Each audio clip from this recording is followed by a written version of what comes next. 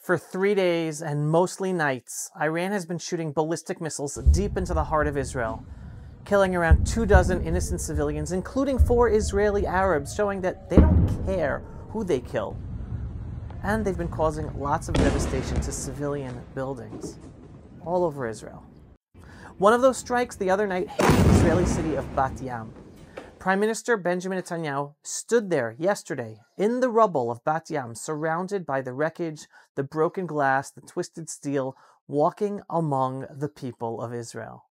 While Iran's Ayatollahs hide like rats underground in their bunkers, our Prime Minister walks above ground, face unmasked, standing tall among the ruins. That one image tells you everything you need to know about the nature of this war and who will win it. Because this war is not just about missiles. It's about truth versus lies, civilization versus barbarism, faith versus fear. It's a 1,400 plus year Islamic ideological war that did not start last week or even on October 7th, 2023. And the Islamic regime of Iran has been working for decades to implement this ideological plan of theirs to utterly destroy us. And now, the Islamic Republic of Iran is paying the price for taking on God by going after the Jewish people. Let me get personal for a moment. One of those Iranian missiles landed near the home of my own son and daughter-in-law, and my son, a young IDF couple, just starting life together as they only just got married 2 months ago. Yes, my son is the one serving inside Gaza today. My daughter-in-law was not in their apartment when the missile hit outside on their block, but she was nearby. Windows shattered, walls cracked. But somehow, their glass Shabbat candles remain standing, unshaken in their apartment, truly a sign of the miracles we're experiencing. The next day, my son was then allowed leave from his fighting unit in Gaza to join his wife and take care of their damaged home. And tomorrow, he is returning to his unit in Gaza. That's Israel. That's the Jewish people. We bend, we continue, we move on, but we do not break. This was the 4th time that I've had to drive through missile fire in Israel to bring home a soldier from my own family, because I went to pick him up. The first was in May 2021 during Operation Guardian of the Walls when Israel was being rocked by missiles from Gaza. At that time, my nephew was serving on an IDF base on the Gaza border. My assignment was to pick him up so that he could attend his sister's bat mitzvah here in the beautiful Judean hills. And then I brought him back the next day.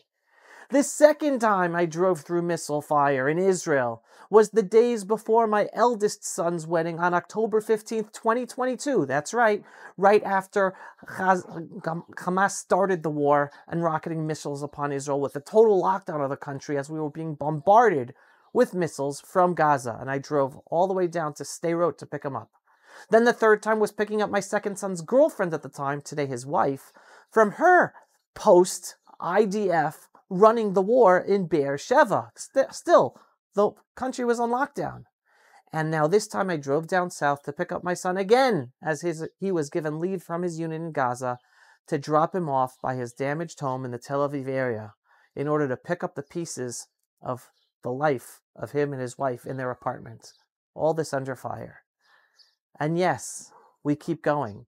Weddings continue, love continues, life continues, rebuilding continues, because that's what we Jews do, even as we bury those killed and tend to the injured. Do I have to remind everyone just 85 years ago we survived the Holocaust when we were almost exterminated? But now I want to zoom out and provide you the full picture of this war. Iran is 75 times larger than Israel. Its population of over 90 million people is around 10 times larger than our Israeli population. For decades, Iran built a regional terror network surrounding us in Gaza, in Lebanon, Syria, Iraq, Yemen. That whole strategy, it failed. Why did it fail? Because they made one fatal mistake. They underestimated the Jewish people and the Jewish state of Israel with our divine protection. They thought we would collapse. They called us a spider's web. They thought we'd break under international pressure and our own internal pressure. Instead, they triggered their worst nightmare: a Jewish people united, a prime minister determined, an army, a government, and a nation not afraid to finish what others in the world are too weak to even start. Let's look at the numbers. Iran launched over 370 ballistic missiles, or all types of missiles, into Israel over just 3 days. Hundreds of drones and UAVs were flown to attack Israel. We have 23 dead and 592 injured as of this moment. Painful? Yes, because every person is a life that we mourn. But I was told that the government expected thousands of dead within the first few days of Iranian missile attacks on us. And that didn't happen. Only 23 so far. Why? Because Israel has achieved complete air superiority over Iran.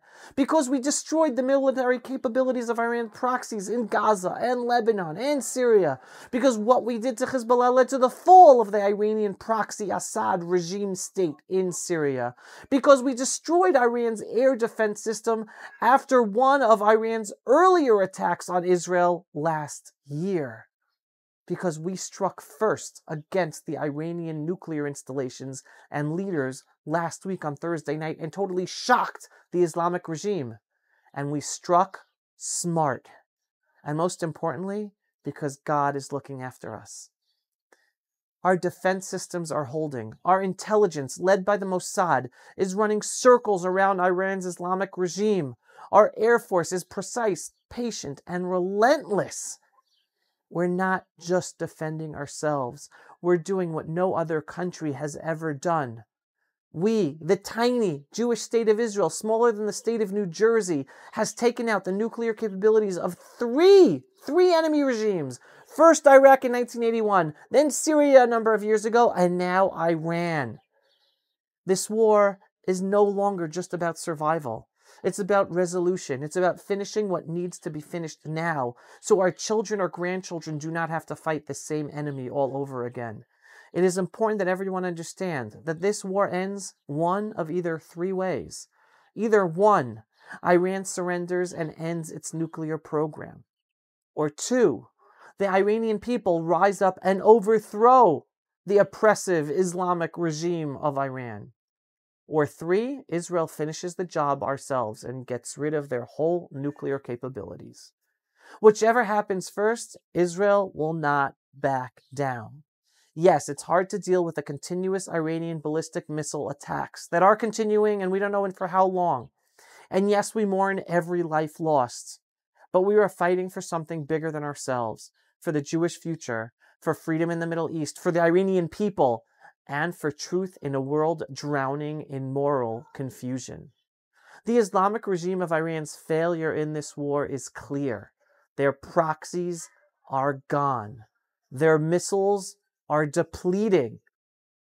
Their targets have shifted from military bases in Israel to kindergartens, schools, and civilian buildings. That doesn't show any strength on behalf of the Iranians. It shows desperation. They are losing this war. And let's not forget, Russia has been Iran's close ally all these years, but Russia has been overwhelmed in its own war with Ukraine, neutering its ability to help Iran or its proxies of Hezbollah and Syria. That's allowed Israel to have free reign and take care of Iran without its alliance with Russia. Sometimes we have to take a step back and just internalize we are not talking about a group of coincidences, but a divinely inspired plan.